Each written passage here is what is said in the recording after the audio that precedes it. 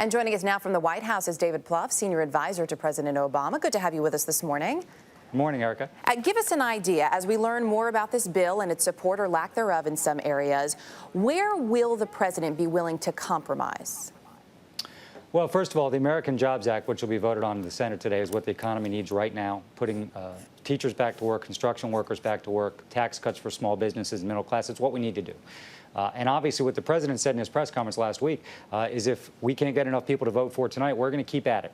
And we're going to keep voting on teachers back in the classrooms, rebuilding our schools, our roads, our bridges. So the question for Washington really is, in an economy that's far too weak, too many people out of work, what are we going to do? And the president's plan is something that would help the economy right now, help the middle class right now. So, we are going to put as much pressure as we can today on senators in both parties to vote for this. But obviously this is just the first chapter in what's going to be an effort over the next couple of months to get as much done for the economy right now.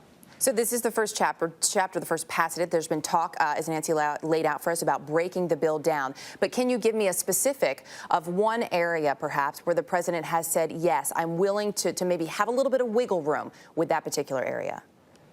Well, listen, I think all of these are mainstream proposals that in a normal political environment would be supported. So, letting tax cuts go up for everyone in the country next year, I don't think is something ultimately Washington's going to allow to happen. So we need to get that done.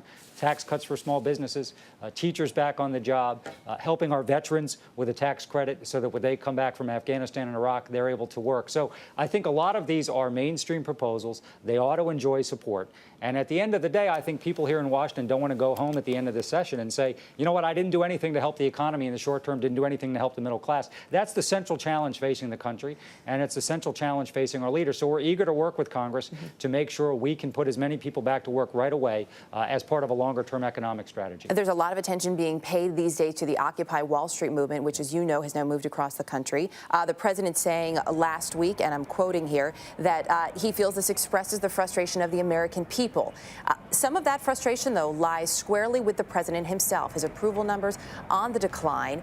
Is this something that the president wants to put himself squarely behind as a movement? Well, what the president said last week is, the frustration you're seeing in these protests is frustration that's shared in living rooms and kitchens all across America. And I will give you one example of a defining debate we're going to have, which is one of the reasons we went into the worst recession we've had since the Great Depression is Wall Street was able to write too many of its own rules. The president led an effort to pass Wall Street reform. So that means taxpayers won't be on the hook for a bailout anymore. We'll be more transparent. Hidden fees on things like mortgages and credit cards, consumers will be protected.